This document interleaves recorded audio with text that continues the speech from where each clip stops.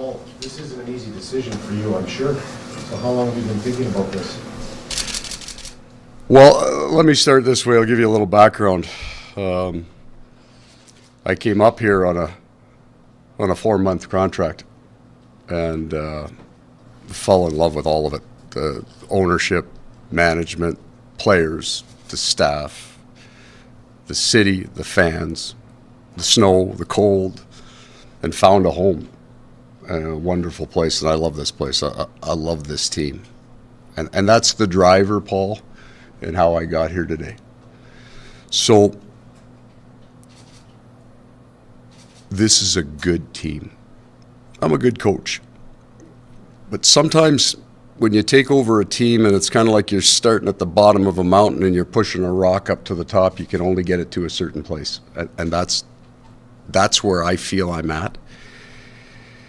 And if you would allow me some arrogance, I would say that I'm better positioned than anyone to know that they need a new voice. They haven't quit on me. They're a good bunch of men. My relationship is strong with all of them, and I'm cheering for them. I am. But when you have a 26-year professional hockey coaching career, you know they need a new voice. They need somebody to help them get to that next place. It doesn't need to be a more experienced, necessarily more talented guy. It needs to be a different voice because it's the right time for it, and I know that.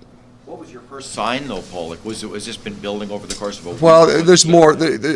I'll just finish this. The second piece to this is kind of personal, professional. Going back to the bubble, to the lockout year, Paul, I didn't enjoy it.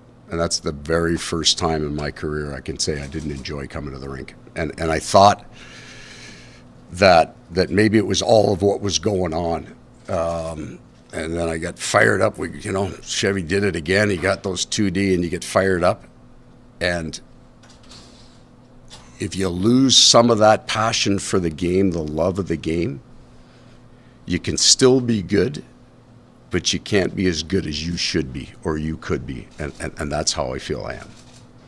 So this is where I'm at today. I think the day that I got hired here was a really, really good day for the Winnipeg Jets, and it was a really, really good day for me. And I feel exactly the same way today. This is a good day. This is a good team. They've got a great fan base. They love their players and their team, and I'm cheering for these guys. Like, I love these guys. I love this place. I know that it's time, and that's a good thing for the Jets. It's also a really, really good thing for me. Paul, do you feel then the club, in your mind, has underperformed this season? I think it can do better. One of you asked me a question the other day about inconsistency, and I kind of bristled at it, and I didn't finish it. I always tell you the truth. I just don't necessarily go into details. I think we've been very consistent.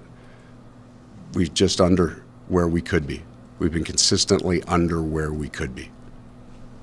Was there and I'm sorry if I missed the start, was there a... It was really good, Paul. It was magical. Sure it was. Was there I don't know if the last straw is the right term, but was there No. Mark and Kevin and I spoke last summer about what I was dealing with. Asking that question, am I the right guy going forward? It's really important to me for that to be true. Because if not, you're just taking a paycheck and it's about your own career. And I don't think I've ever been about that in my career, but I'm certainly past that now. There wasn't a last straw this was 100% my decision. And because I believe because Kevin and Mark and I had talked about it at length last summer, they understood it and accepted it and were positive about it. We have a deep friendship with these men, and it's really important that I do the right thing by that friendship as well, and I would have ground and just grind and try to make it better, but I believe they need a new voice. I do. So they stopped listening?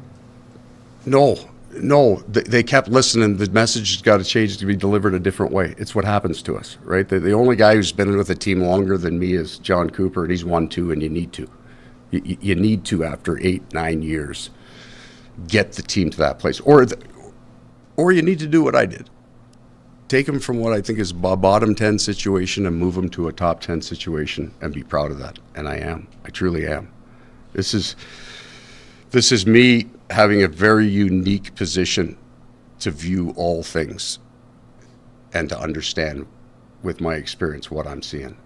They're trying. They're doing what I ask them to do.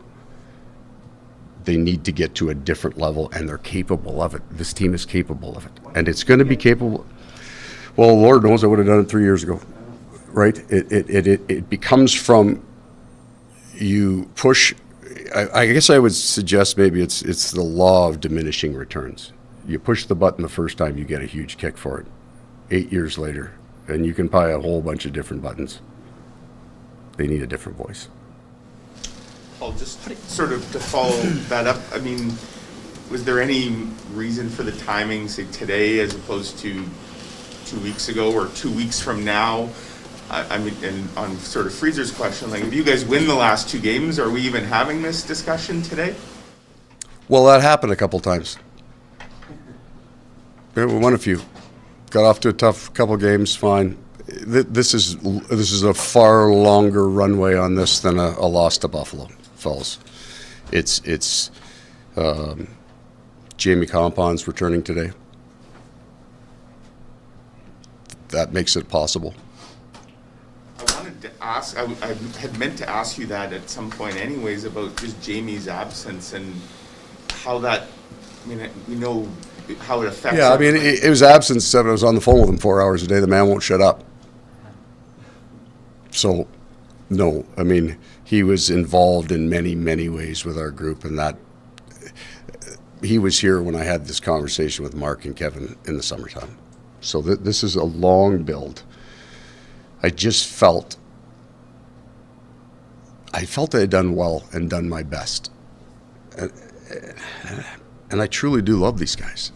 And I'm looking at them going like you'd like one of your kids going, you need to fix something here. And it's me. I'm not embarrassed by it. I'm tremendously proud of the work that we've done here, and I get to stay that way. I'm not going to be looking back 2 months from now going, you knew you should have stepped aside and you didn't, and that's wrong. I get to at least feel I've done it right. Did you try this sooner? I'm sorry? Did you try this sooner and Mark said no? No. The relationship is not like that. We talk and we listen, and I felt I had a great summer. Changed a bunch of things about training camp. I couldn't find the right grab on this team. And you could see it in the way we played. Yeah, they played hard, but so much of this game is emotion and drive. And as the head coach, you have to bring that. And it was just a really small return for that energy. And that's why coaches get changed. Your players know already, I'm Paul? sorry. I was just going to say, what's going on in here right now? I feel good. I feel good. I don't have a game to coach tonight, and I don't have to get a job tomorrow. And in 26 years, it's probably the first time I could say that. When did you talk to the players? Did you talk to a lot of them as a group, one-on-one, or is this? No, all of them together. I had a brief conversation with Blake when he came in this morning. I felt I owed that to him, and then I spoke to them all as a group. Well, do you feel like you just need, I mean, given how much you love coaching, do you just need a break, or have you reached the coaching end, or? I don't know the answer to that. I don't. I would tell you that you're a performer just like the player, and you have to be at your best, and I'm a pretty honest critique of my performance. I am. Maybe sometimes a little too critical with it, but I'm honest about it with myself. And the only way I would step back again is if I felt I could be even better than I was before, and that's not today. And I'm not going to be working beside you anytime soon, Weaver. Your job's safe, my friend. You're good. Well, how did Blake and the players react? Blake was great.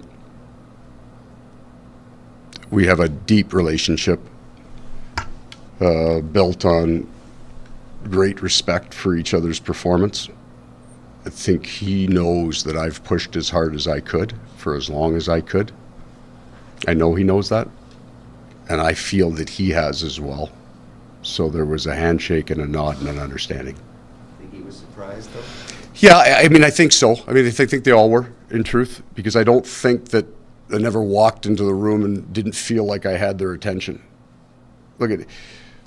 You can see it from the stands, maybe, and you can see it in pieces, but I'm in that room every day and I move around them. And this wasn't as... I'm looking at that team and I like it. And coming into the year, and I think it has a lot to do with the last 2 years of me not loving coming to the rink as much as I need to love to come to the rink, and I always have, even when things were shitty with bad teams. Sorry about that. I love coming to the rink, and it was more of a grind for me. And this fan base, this city, these players, all of you should expect more than that. You deserve better than that. I'm not embarrassed by it. I'm not at all. I've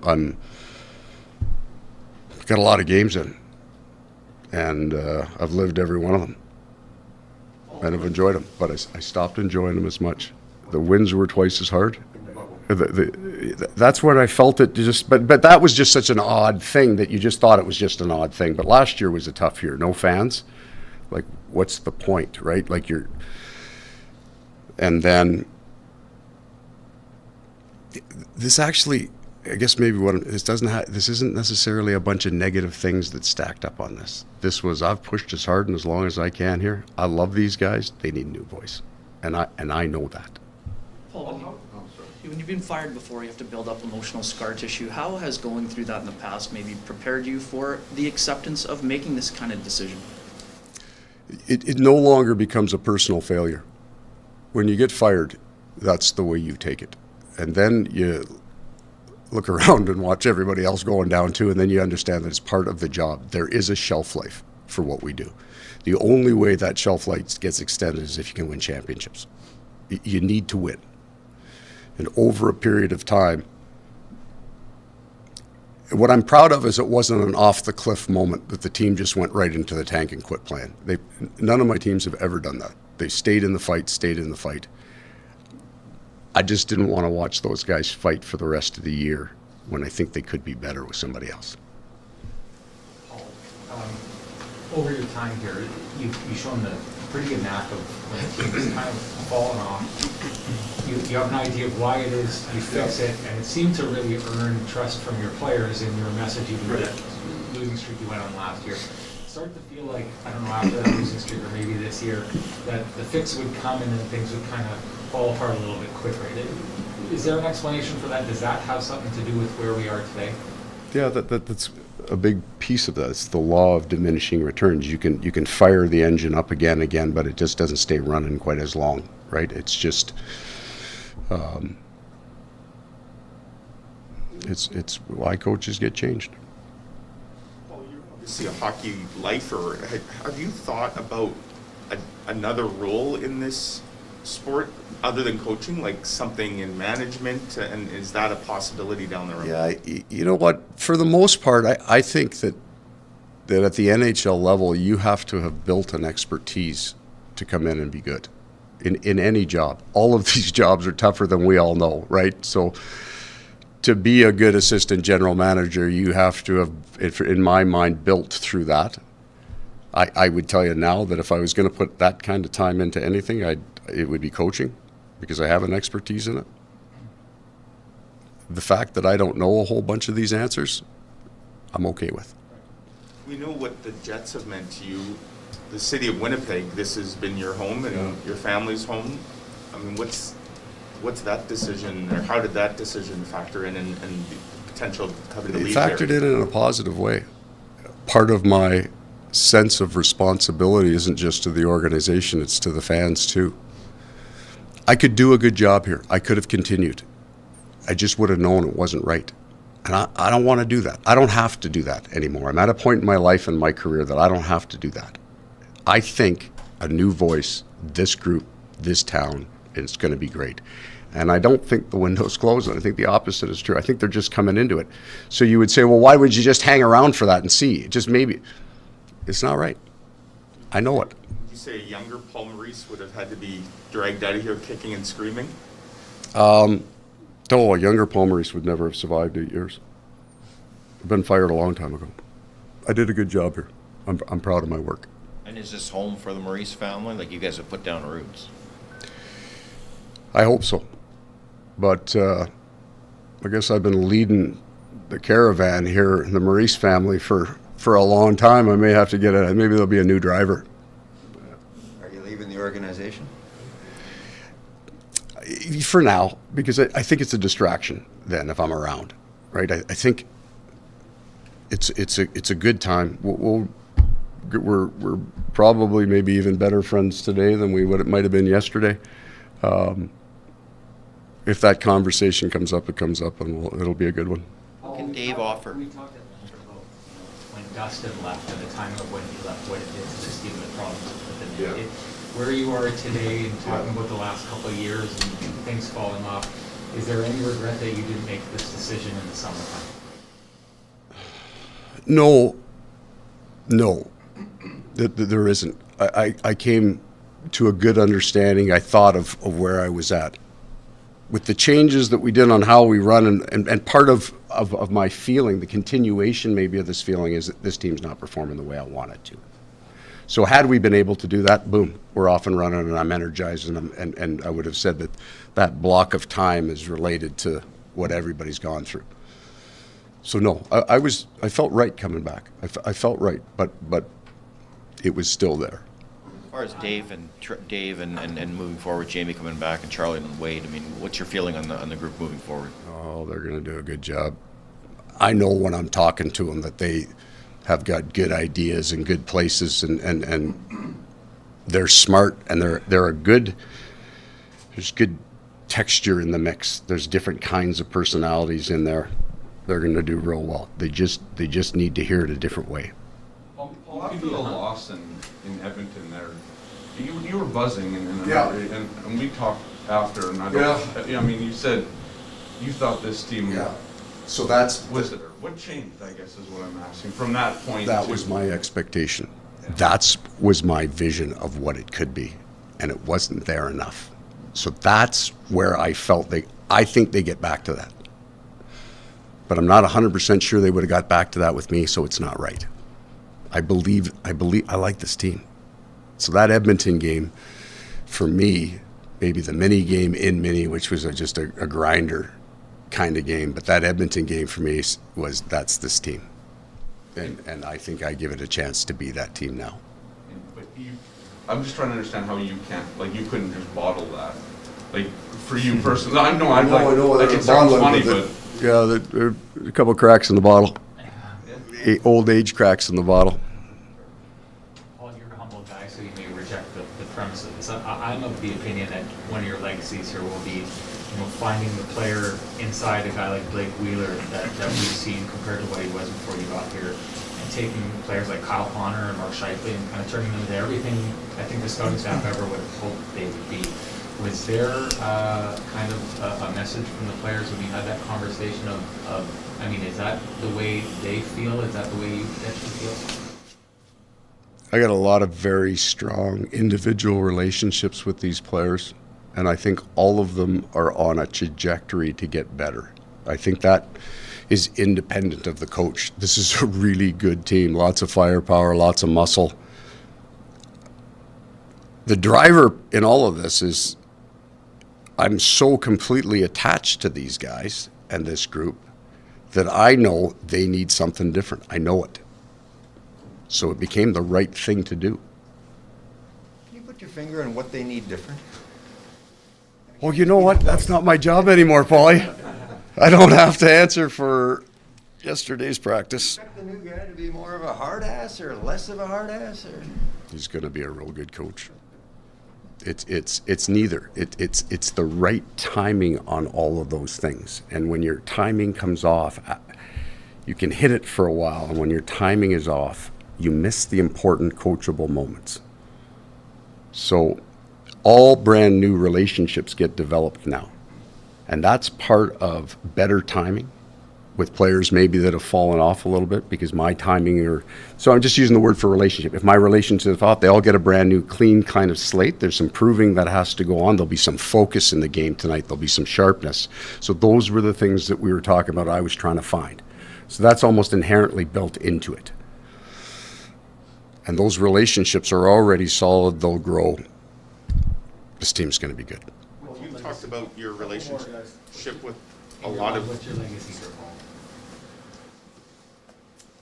I think I understood the Jets, where they were at, the team, the city, and I was able to embrace that and be part of it. And I think I pushed that rock pretty far up that mountain, and I'm really comfortable where I hand it off. on the subject of relationships, you talked about the ones you have with some other coaches and mentors, Jim Rutherford, Pete DeBoer. Have you talked to them, others in the coach, as you kind of made this decision? No? No. I sent one text to Pete DeBoer this morning. It was, I win. Well, you took this job on an interim basis, you know. What's the biggest lesson that you learned during that time here? The interim part of it, or the entire job? Entirety, yeah. Oh. That there's just a whole lot of really, really, really good people in this game. And I know we hear a lot of stories about the tough situations in this game. But I will leave with an incredible relationship with owners, management, trainers, coaches, and players like I've never before. At all levels, I'm connected to these guys like I had never been in another room before. All of them. Like, I care for every one of them. I love every one of them. I want the best for them. And I want the best for me, too. And that's why we're here today. Does Boudreaux's success in Vancouver affect you, your timing?